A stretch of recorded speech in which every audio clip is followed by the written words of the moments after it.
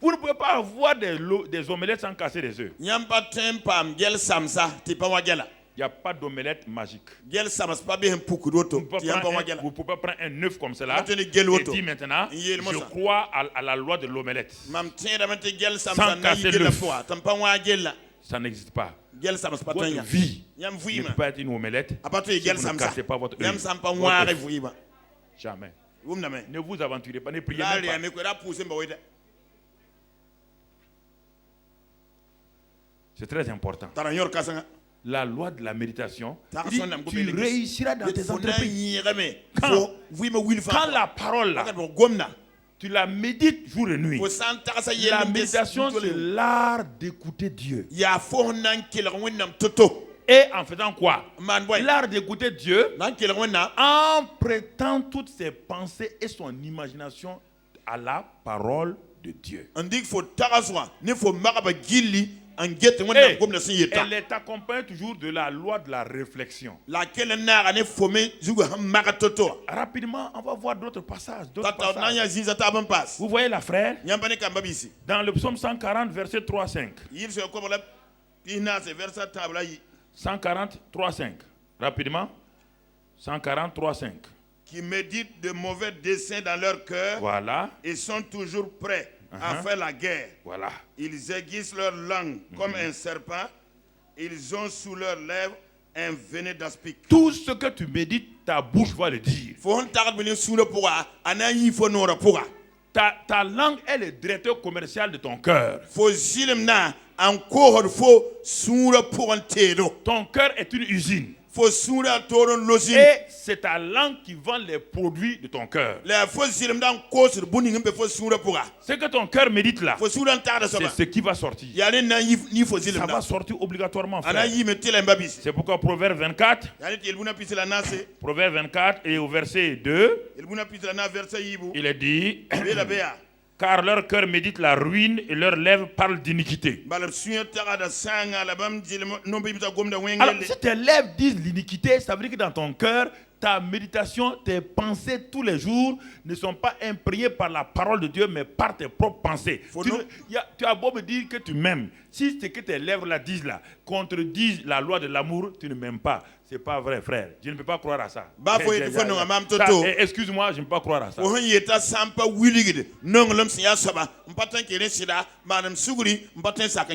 Mais parce que pourtant on t'aime. Tu ne peux pas m'aimer. Et en même temps, ta langue est une épée pour me détruire. Ça, je ne croirais pas. Mon ami, il faut mieux aller t'asseoir. Je ne croirais pas ça. Jamais. Ni Jésus ne croira ça, ni le diable ne croira ça. Tu comprends? Ça c'est important, frère. C'est pourquoi nous avons vu la semaine dernière que comment Isaac a réussi. On a dit les secrets du succès d'Isaac. Ça a commencé par quoi? La loi de la méditation. Isaac est devenu un homme prospère, mais en commençant par quoi? La méditation. Et cette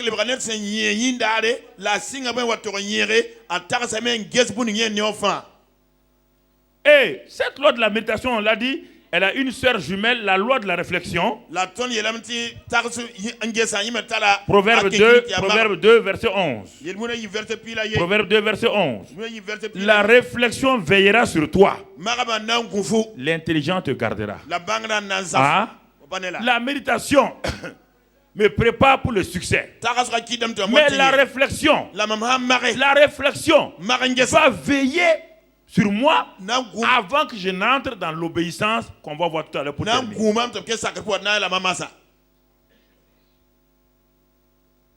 La réflexion va veiller sur mes voies. Regardons notre passage sur la réflexion. Psaume 73, verset 16. Psaume 73, verset 16. 73, verset 16. La Bible dit ceci.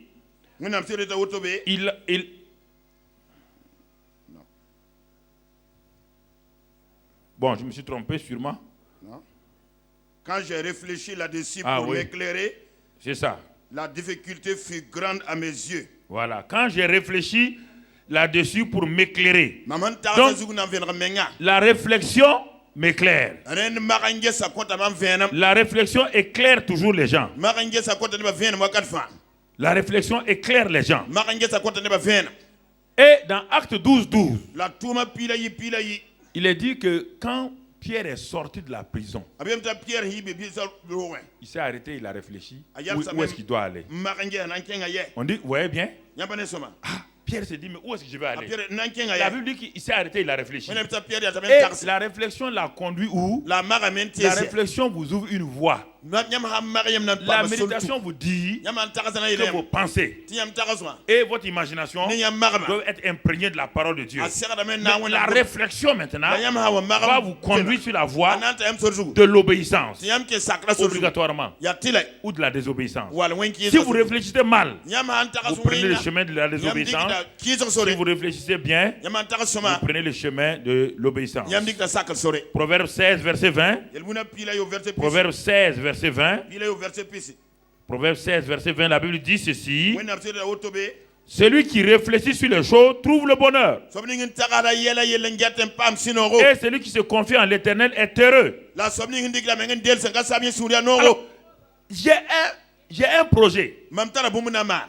La Bible dit, médite d'abord la parole de Dieu. Médite-la.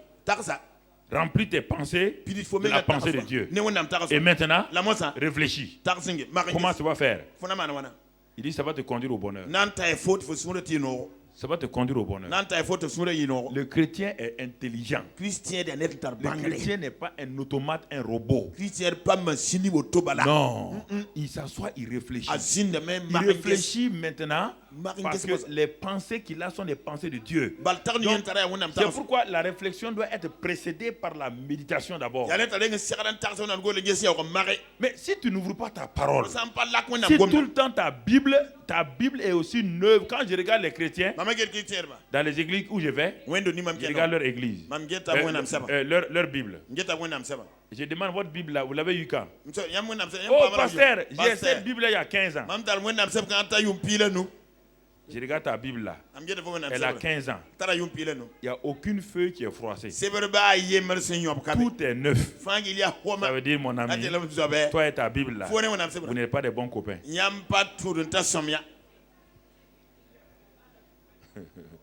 C'est un ornement que tu as. C'est un simple ornement. Un homme qui médite la parole de Dieu, les feuilles de la Bible là sont mouillées par des larmes. Parfois je m'assois, quand je lis, mes larmes coulent. Dieu me parle. Mes larmes coulent sur les pages là. Parfois je dors, je pleure, je dors sur la Bible. Il n'y a pas de honte dans ça. Parce que Dieu me révèle mon cœur. Dieu me révèle ce que je suis. Je suis étonné parfois que Dieu me connaisse à tel point que je ne me connais même pas. Et quand je lis un passage, Dieu ouvre notre porte. Et les larmes coulent. C'est pourquoi chaque année j'ai une nouvelle Bible. Parce que je dors tellement sur ça et je pleure tellement sur ça que je change de Bible. La Bible, ce n'est pas un trophée de guerre. On part accrocher. Les dimanches, on l'enlève, on vient. Et après, on part l'accrocher. La méditation, la réflexion va vous amener au succès. Frères et sœurs, on va lire d'autres passages encore. Dit dans Proverbe, nous sommes dans Proverbe 20 maintenant, verset 25. 20, 25. Et qu'est-ce que la Bible dit là-bas? C'est un piège pour l'homme que de prendre à la légère un engagement sacré et de ne réfléchir qu'après avoir fait un vœu. C'est ça. Vous entendez? Pourquoi beaucoup de gens sont pris dans des pièges? Parce qu'ils font des vœux. Et maintenant, il veut les réfléchir. Tu ne peux plus les réfléchir. Ta réflexion n'a aucun sens. Tu es déjà pris par ton vœu. Tu es déjà lié par ton vœu. Ah, moi, je vais faire ça là. Si tu t'avances dans ça et que tu vas tomber dans quelque chose qui n'est pas réel, il va te manquer le courage de faire demi-tour pour sortir. C'est pourquoi, avant de dire à quelqu'un, viens, je vais te donner ça là, Dieu dit réfléchis. Avant d'aider quelqu'un, Dieu dit réfléchis. Un chrétien, dans les affaires, s'il médite la parole, il réfléchit. On dit, on lance un marché, un appel d'offres. Le chrétien ne dit pas, oui, maintenant, comptable, fais-moi le compte prévisionnel pour ça. Le comptable fait, bon, on aura un bénéfice de 30 millions. Mais un entrepreneur chrétien ne regarde pas les 30 millions. Il demande à Dieu, est-ce que les 30 millions seront réalisables? Pourquoi il dit ça? Parce que c'est aujourd'hui que le comptable a dit que c'est 30 millions. Mais le jour qu'il va réaliser le marché, il y a brusquement inflation. Ou bien simplement, la crise vient. Tout ce qu'il a prévu là est parti. C'est en ce moment qu'il s'en va pour prier. Tu pries maintenant. C'est trop tard. Tu pries maintenant pourquoi? Il fallait me demander. C'est comme ça que je fais. Je viens ici. J'amène les projets devant Dieu. Moi, nous pensons faire ça là. Mais toi, tu connais la fin de toute chose avant le commencement.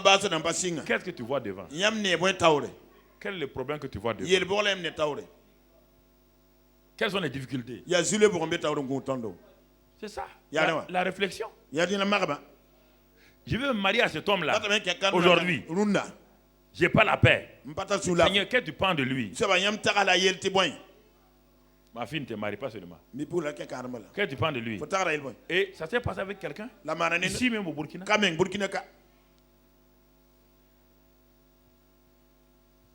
L'avant-veille de leur mariage, ils sont déjà prêts pour aller à la mairie. Dieu dit non, je vous ai déjà dit de ne pas vous marier.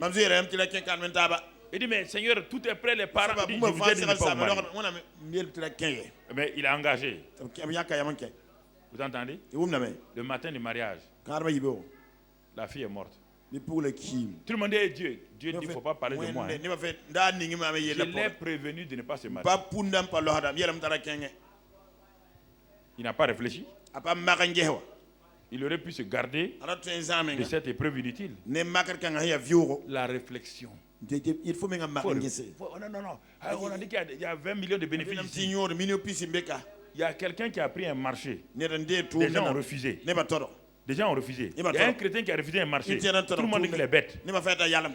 Celui qui a pris ça là, quand il a fini le marché, on a vendu toutes ses maisons. Il était dans des dettes à la banque. Pourquoi? On a demandé aux chrétiens pourquoi. Dieu m'a dit de ne pas m'engager dans ce marché. J'ai réfléchi. J'ai dit que ma réflexion naturelle était contre la pensée de Dieu. Mais comme je sais que Dieu parle, je suis soumis à ça. Alors ça m'a gardé d'une faillite. Un seul projet peut vous faire tomber dans une faillite totale. Un seul projet peut ruiner vos affaires, peut ruiner votre vie. C'est pourquoi Dieu dit de réfléchir. Ouais, là. Psaume 119. Psaume 119, verset 59. 119, verset 59. Je réfléchis à mes voies et je dirige mes pieds. Voyez bien, le chemin de la croissance, le chemin du progrès, ce n'est pas d'abord les pieds, hein?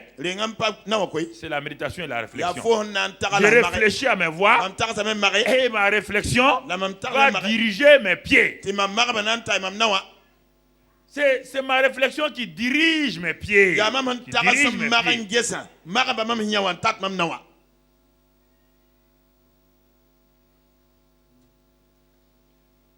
Quelqu'un gagne 10 millions. On dit maintenant qu'est-ce qu'on va faire? Il dit à sa femme, qu'est-ce qu'on va faire? On va vendre les voitures d'occasion. Tout le monde vend des voitures d'occasion, non?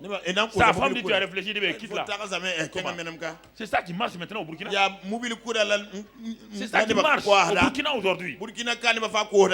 C'est vendre de voitures France au revoir, Belgique au revoir. France au revoir, Belgique au revoir. Jusqu'au jour où l'argent va dire au revoir. Bye bye. Parce qu'il commande 3 voitures avec ses 10 millions. Il commande 3 voitures. Les 3 voitures arrivent. Le moteur est grillé. Tout a été caché. Tout a été caché. Quand ça arrive à Ouagadougou maintenant, il appelle un mécanicien. Il dit, le mécanicien vient voir. Il dit, tous tes moteurs là, aucun ne marche. 10 millions d'un seul coup, 0 francs. Il y en a plein parmi nous. Vous savez ce que je vous dis, c'est la vérité. Vous n'avez pas réfléchi. Vous êtes engagé dans la chose. Moi, je vais vendre maintenant. Tu vas vendre quoi? Dieu t'a dit de faire. Je vais faire ça maintenant. Je vais faire ça maintenant. Ah bon? Un marché de 10 cravates. Écoutez, quand j'étais à l'ONAC, on a commencé à faire la promotion des produits burkinabés et tout. Et un jour, je suis allé en voyage, je suis venu. J'ai dit à des gens là, je pense, au lieu de faire des poulets rôtis, à la braise et tout ça là, qu'il y a des machines maintenant, que les poulets boulgoubar, tout ça là. C'est là, vous voyez, les poulets, on peut les faire sur des machines. On leur a dit que le marché n'est pas grand. Le premier a fait venir ça. Il a appelé ça poulet télévision. Mais tout le monde maintenant voyageait pour amener poulet télévision. Quand les gens ont amené, il y a des moments où je me promenais. Je voyais les machines là posées devant aucun poulet n'a été télévisé. Tout le monde veut copier. Et on est allé dans un autre pays. On a dit que c'est des transistors. Les transistors venaient de sortir. On dit à des commerçants, commandez. Les gens sont cachés. Ils sont allés commander des milliers et des milliers de choses. Quand ils sont venus, le marché était saturé. C'est ça qui ruine les hommes d'affaires au Burkina, par exemple. Quand ils entendent que ces chaussures mocassins, tout le monde achète des mocassins. Comment tout le monde va au mocassin? Il ne faut pas vendre mocassin. Il faut vendre bourron. Et tout le monde va venir chez toi, tu serais spécial. Les gens ne réfléchissent pas. Ils entendent des choses, ils se lancent là-dedans. Et ça crée des problèmes. Assois-toi, médite les voix de Dieu et réfléchis. Et ta réflexion va diriger tes pas vers le succès. C'est des lois spirituelles. On ne peut pas les changer. C'est des principes. Bien-aimés frères et sœurs, c'est Ecclésiaste. Ecclésiaste 7. Ecclésiaste 7, verset 14. Ecclésiaste 7, verset 14. Au jour du bonheur. Au jour du bonheur. Sois heureux. Sois heureux. Et au jour du malheur, réfléchis. Réfléchis. Au jour du malheur, fais quoi? Assois-toi et réfléchis. Pourquoi il y a tel malheur? Réfléchis.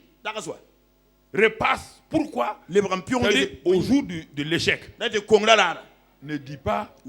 Beaucoup de parents, quand les enfants échouent au CP, le directeur de l'école n'est pas bon. Tu es assis avec ton fils. Est-ce qu'à l'école, là, il y a eu des gens qui ont réussi ou pas? Tu pars te renseigner, tu trouves que sur 60 élèves, 59 ont réussi. Le seul échec, c'est qui? C'est ton fils. Et toi, tu veux quand même condamner le directeur. C'est que tu es un parent insensé. Comment les 59 ont fait pour réussir et que ton seul fils a échoué? Mais tu oublies que quand ton fils venait, tout le temps il était en train de jouer au ballon. Et tu n'as pas eu le courage de dire à ton fils, apprends tes leçons. Maintenant il a échoué. Tu ne peux pas t'en prendre au maître. Au jour de la faillite, au jour de la difficulté, Dieu te dit, mon enfant, assois-toi et réfléchis. quand les choses ne marchent pas, je n'accuse pas les gens. Je m'assois d'abord. Les gens sont méchants. Laissons-les tranquilles. Je m'assois moi-même, je regarde. Qu'est-ce qui n'a pas marché? Dieu dit, bon, ça n'a pas marché. C'est vrai. Hein? Si j'avais fait comme ça, ça allait marcher. Donc c'est ça, frère. C'est ça le chemin de la croissance et de la maturation. Ça passe, et enfin, la loi du courage et de l'obéissance. Réfléchissez à ces deux premières choses-là. La loi de l'amour et de l'appréciation. Quand vous aimez et vous appréciez, alors vous allez méditer et réfléchir sur les choses avant de les faire. Et quand vous allez, tout est fini maintenant, c'est facile, le courage va vous venir et l'obéissance va se manifester. Josué 1 verset 7, Dieu dit à Josué avant le 8 là, Dieu lui avait dit quelque chose qu'on a. Josué 1 verset 7, fortifie-toi seulement et aie bon courage. Bon courage. Voilà. Fortifie-toi et aie bon courage. En agissant fidèlement selon toute la loi que Moïse, mon serviteur, t'a prescrit. On voit les deux lois ici, courage et obéissance. Si tu te fortifies, si tu as bon courage et tu n'obéis pas, ça n'a pas de sens. Le courage, c'est pour obéir. Parce que la peur te paralyse. La peur me paralyse. Quand j'ai peur, je ne peux pas agir. Mais quand je suis courageux, le courage m'amène à agir. Donc c'est pourquoi ces deux lois jumelles, la loi du courage et de l'obéissance, vont de pair. Là où tu vois le courage, l'obéissance est là. C'est que la personne a déjà médité, a réfléchi sur ses voies, et maintenant le temps de l'action est arrivé. Et à ce moment, quand on agit avec sécurité. On agit parce qu'on a déjà réfléchi. On agit parce qu'on a déjà médité. On agit parce qu'on aime, on apprécie. Sur la route, on apprécie les gens, on apprécie les choses. Alors Dieu me donne le courage. Il dit, mon fils, prends courage. Et obéis. Agis maintenant. Agis. Vous voyez cette loi-là? C'est pourquoi Jésus-Christ, il a appris l'obéissance par la souffrance. Il a appris l'obéissance par la souffrance. Bien-aimés frères et sœurs. Parce que l'obéissance est une loi. 1 Samuel 15, lisons le verset 22. C'est une loi. 1 Samuel 15, on la trouve là-bas. Elle a été révélée par le prophète Samuel concernant un homme qui devait réussir. Un homme appelé Saül avait été appelé, avant qu'on le lise, pour ta main, un homme appelé par Dieu, Saül, il s'appelle Saül. Dieu l'a fait oindre pour être le roi, le premier roi d'Israël. Ce n'était pas un faux type. Non. Dieu ne oint pas les méchants. Ce n'est pas parce que Dieu t'a oint aussi que tu réussiras. Dieu a oint Saül. Et maintenant le prophète a dit à Saül, l'onction ne sera utile que si tu obéis à certaines lois. Et Saül dit, mais quelle est cette loi-là? Il dit, je ne vais pas dire son nom, je vais te dire son nom après. Et il dit à Saül, si tu veux connaître cette loi-là, je vais te la dire après. Mais fais ce que je te dis. Va à Gilgal. Attends-moi 7 jours là-bas. Jusqu'à ce que je vienne.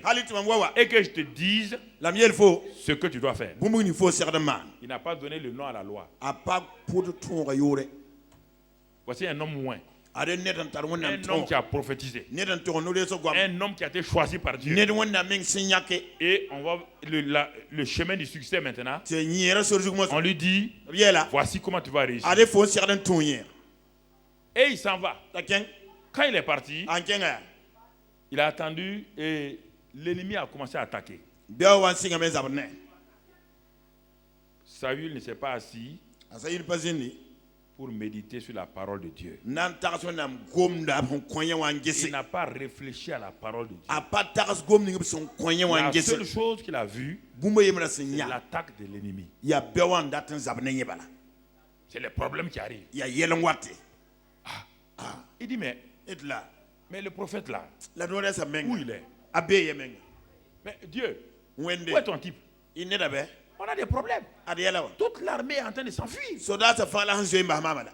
si c'était assis, il avait médité la parole du prophète là, qui lui a dit d'attendre jusqu'à ce qu'il vienne et qu'il va le dire maintenant. La clé du succès définitif de son règne, il allait rester tranquille.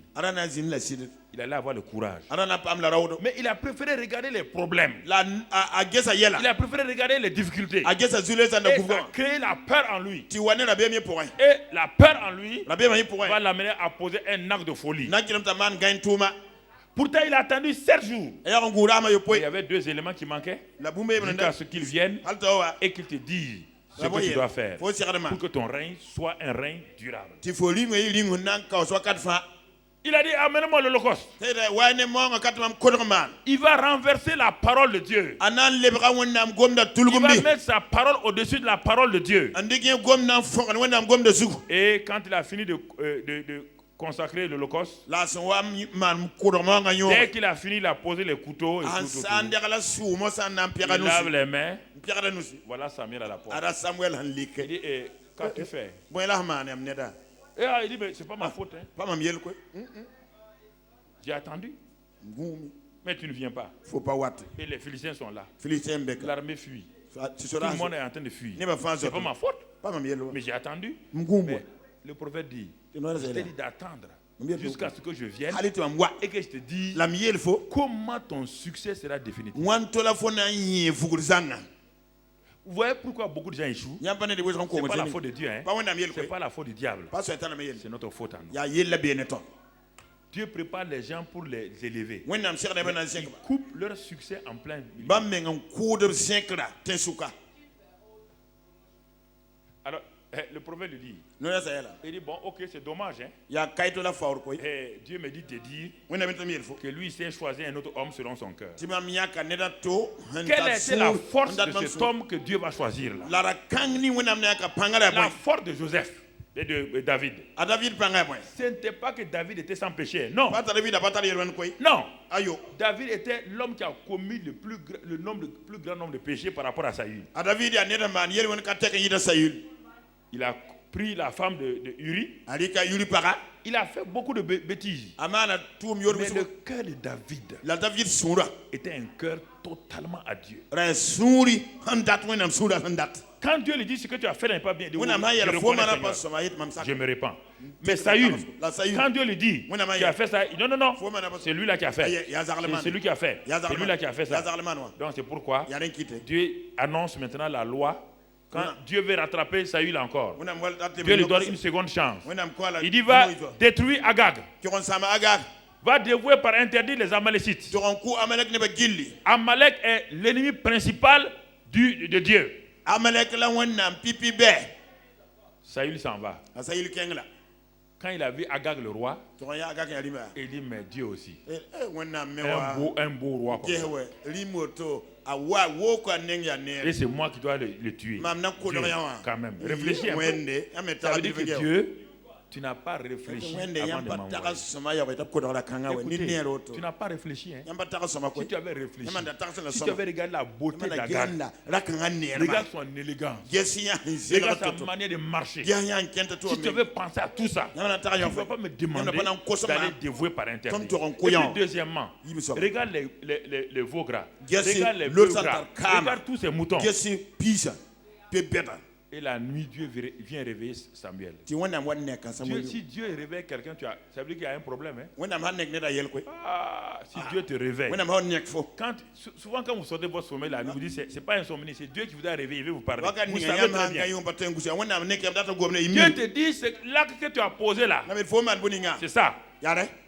Quand Dieu vous réveille la nuit là, soyez courageux. Ça veut dire qu'il va vous parler de quelque chose qu'il a vu dans votre vie qui ne va pas.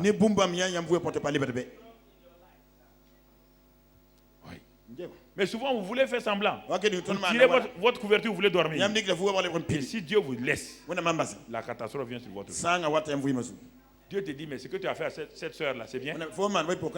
Ah, c'est pas bien. C'est bon, ok, répare ça. Il dit à Samuel, va dire à Saül là. Il dit, mais Samuel dit, mais Seigneur, est-ce que tu sais quelle heure il est? Dieu dit, moi j'ai pas de montre. J'ai pas de montre. Je vis dans l'éternité. C'est toi qui as une montre. Et quand moi je parle à quelqu'un, il n'y a pas de nuit, il n'y a pas de jour. Et Saül s'en va en colère. Et Saül, et dis-moi Samuel. Saül le voit dire, hey, homme de Dieu, j'ai tout fait. Samuel lui dit, mais elle est bellement, c'est bellement là. Il dit, non, c'est pas moi. C'est le peuple mauvais là. Ils sont trop mauvais ces gens. Dieu dit, ah bon? Maintenant, il va lui donner la loi là maintenant. Quelle loi? Lis le verset 22. Il t'a dit de mettre ta main là-bas. Non, j'étais à 23. Donc bon, mets ta main là-bas, donc ok. Ma main était sur 23. Comme c'est 22. Donc ok, si c'est 23, lis 23 alors. Si ta main était là-bas, lis. Bon, on va lire 22 parce que c'est plus 22. Explicite. Voilà. Samuel dit, l'Éternel trouve-t-il du plaisir dans les holocaustes et les sacrifices, comme dans l'obéissance à la voix de l'Éternel?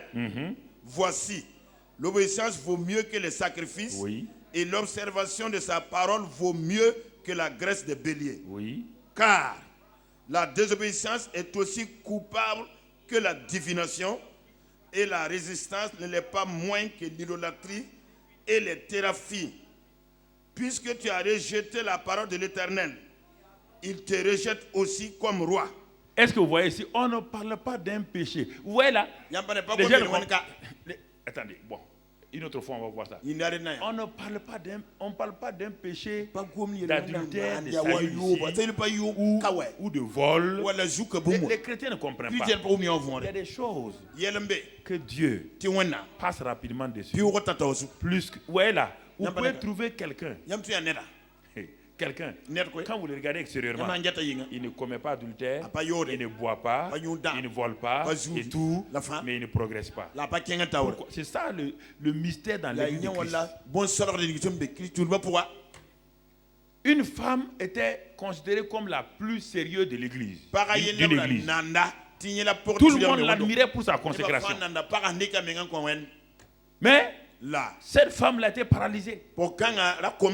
Malgré sa paralysie, vraiment, elle était consacrée. Elle priait. Elle courait vers les gens. Mais un jour, un évangéliste est venu. Et ce jour-là, une prostituée est venue à l'église qui était paralysée aussi. Quand l'évangéliste a prêché, la prostituée a été guérie. Alors, la femme consacrée allait dire à son pasteur, tu ne m'aimes pas. Si tu m'aimais là, l'évangéliste devrait me guérir. Le pasteur a dit, ma fille, est-ce que l'évangéliste là, est-ce qu'il connaît la femme là? Nous tous, quand la femme est venue, tout le monde disait, ah, qu'est-ce qu'elle vient faire ici? Mais Dieu qui a vu la femme là, il a vu son cœur, non? Dieu a vu son cœur. Dieu l'a guéri. Il dit, ma soeur, Dieu dit, le pasteur est parti prier. Un jour, il appelle la soeur là. Il dit, ma soeur, Dieu m'a montré quelque chose. Tout le monde t'admire là, dans l'église là. Tu es sans péché entre guillemets. Mais Dieu m'a dit,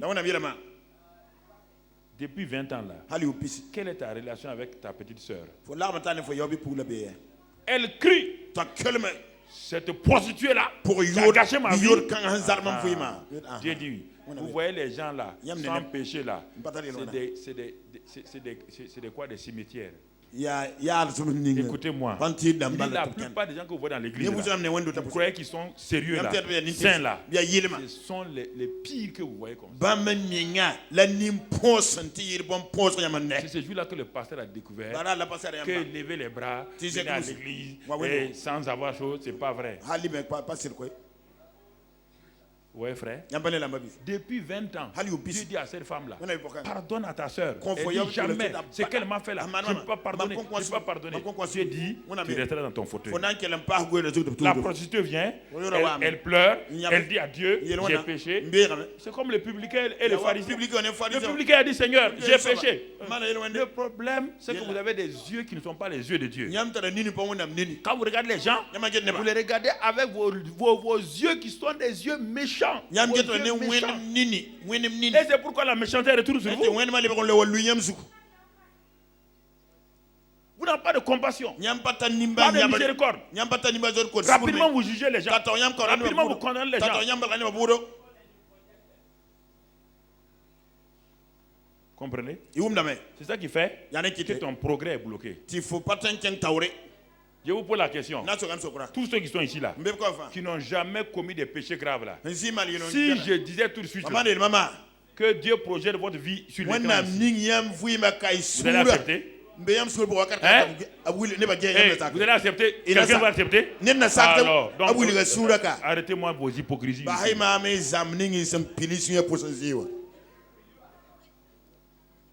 Il faut qu'on soit honnête. Vous n'êtes pas meilleur qu'un frère et soeur. Votre extérieur là, votre extérieur, vous dites, oh, je n'ai jamais commis adultère. Mais dans l'église là, quand un homme passe, tes yeux sont sur tes braquettes.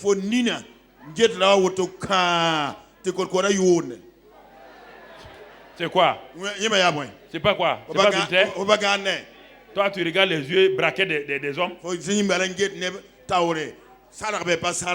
jamais commis adultère. Quand toutes les femmes de l'église passent, tu es assis, tu regardes quand ils c'est quoi? Jésus a dit c'est quoi? Arrêtez, il faut enlever les voiles. Enlever les voiles. Ne soyez pas des faux saints. Ça, c'est de l'hypocrisie. Dieu hait l'hypocrisie. Si vous voulez réussir, arrêtez cela.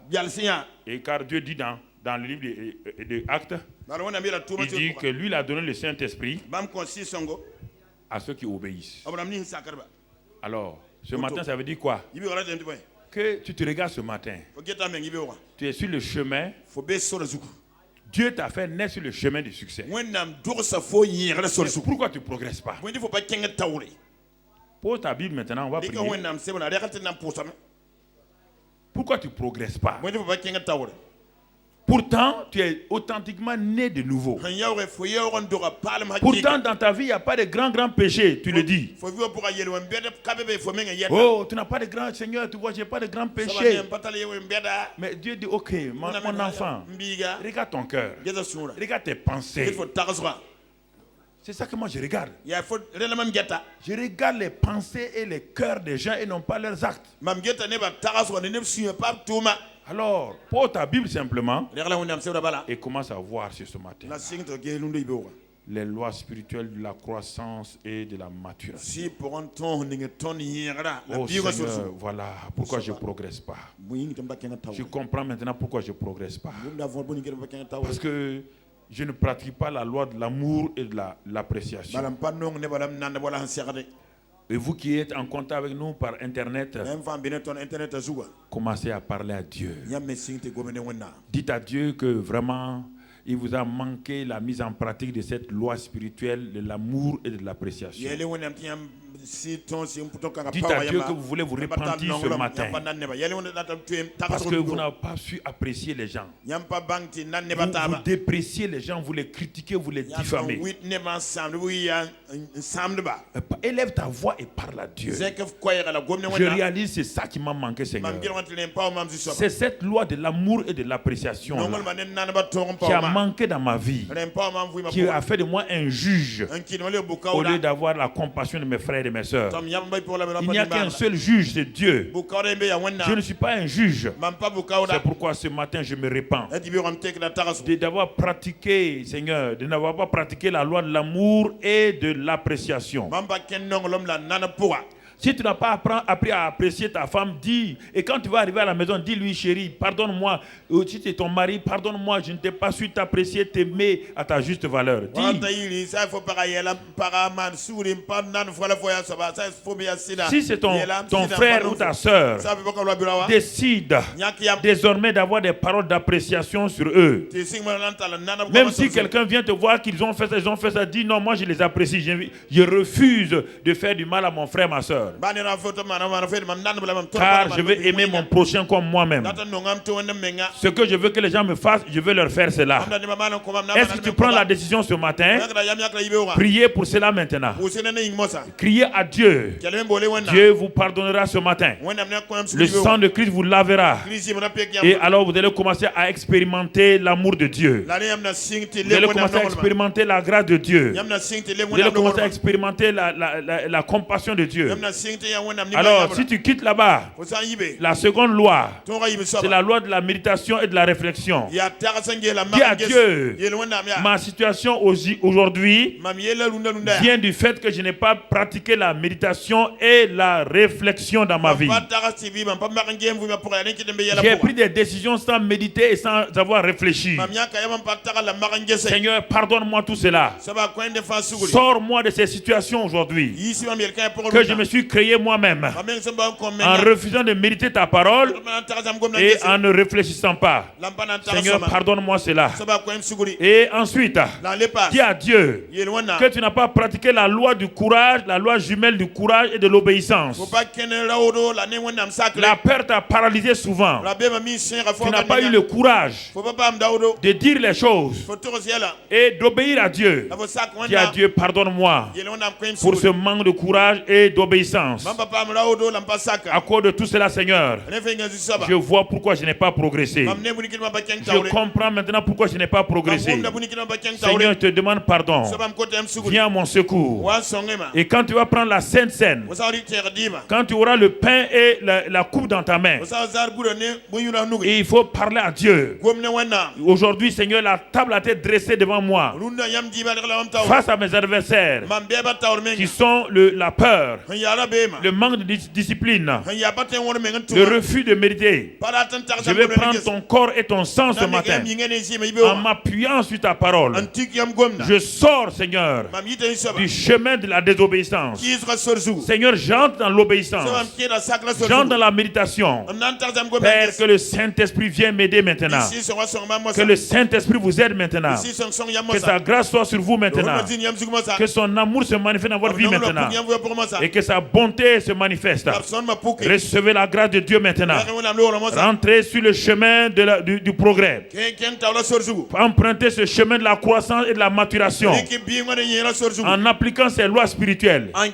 Et vous verrez que vous allez grandir rapidement. Vous allez mûrir rapidement. Et Dieu vous gardera. Et Dieu vous protégera. Et sa grâce qui est suffisante va vous guider. Nous vous aimons de l'amour de Christ. Merci Père ce matin pour ta grâce et ton amour, pour ta fidélité. Sois béni et sois loué au nom de Christ Jésus. Amen. Amen. Amen. Amen. Acclamons le Seigneur.